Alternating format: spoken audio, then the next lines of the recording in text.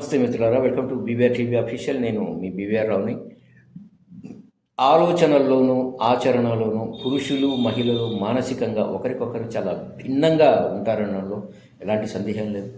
అందుకే వీళ్ళు తమ సంతోషాన్ని బాధను వ్యక్తం చేసే విధానం కూడా చాలా భిన్నంగా ఉంటుంది. మహిళలు తమ భావాలను బహిరంగంగా వ్యక్తం చేస్తారు, బాధలో గుండెల అవిసేలా ఏడుస్తారు. అయితే ఆనందం వచ్చిందంటే మాత్రం గట్టిగా నవ్వుతారట. కానీ మగవారు అలా కాదు. తమ సంతోషాలను బాధలను తమలోనే ఉంచుకుంటారు. ముఖ్యంగా వారి మనస్సులో ఏముందో ఏం జరుగుతుందో కనుక్కోవడం చాలా కష్టం. ఇద్దరూ కలిసి సంసార బంధంలో కలిసి నడుస్తున్నారంటే దానికి ప్రేమ, ఒకరి మీద ఒకరికి నమ్మకం, ఇష్టం, బాధ్యత ఇవన్నీ ఉండాలి. ఇందులో ఏది లోపించినా ఆ సంబంధం విచ్ఛిన్నం కావడం మామూలుగా జరిగేది. కానీ భాగస్వామి మీద ఇష్టం లేదని చెప్పడానికి కష్టపడుతూ లోపలే దాచుకునే పురుషులు ఈ సంబంధాన్ని తెంచుకోలేక ఎలా ప్రవర్తిస్తారో ఒకసారి చూద్దాం. భాగస్వామితో ఏదైనా చర్చించడం మొదలుపెట్టినప్పుడు అది తప్పని కానీ ఒప్పని కానీ ఎలాంటి వాదనలు చేయకుండా, వాదనలకు దిగకుండా ఎక్కువ మౌనంగా ఉన్నారంటే అతనికి తన బంధంలో సంతోషం లేదు అని అర్థం చేసుకోవాలి. మాట కలపకపోవడం, దూరంగా ఉండటం, కూడా కలిసి ఉండటం ఇష్టం లేదని చెప్పడమే.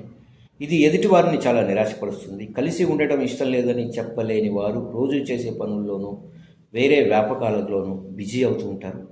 అభిరుచులలో మునిగిపోతారు. దీంతో భాగస్వామితో పంచుకునే బాధ్యతల నుంచి సులభంగా తప్పించుకుంటారు. బంధంలో అసంతృప్తికి ఇవన్నీ చిహ్నాలుగా ఉంటాయి. ఇక మగవారికి బంధంలో సంతోషంగా లేనప్పుడు తమ భాగస్వామి మాటలను వినడానికి ఇష్టపడరు. చిన్న విషయాలకే పదే విమర్శించడం మొదలు పెడతారు. ఒక్కోసారి అసభ్యకర వ్యాఖ్యలు కూడా చేస్తుంటారు. ఈ ప్రవర్తన చాలా సమయాల్లో అత్యంత నిరాశని, అసంతృప్తిని కలిగిస్తుంది. తన అసంతృప్తిని గురించి భాగస్వామితో ఎలా మాట్లాడాలి అనేది అర్థం కాక తన వింత ప్రవర్తనతో దాన్ని వ్యక్తీకరించే ప్రయత్నం చేస్తారు.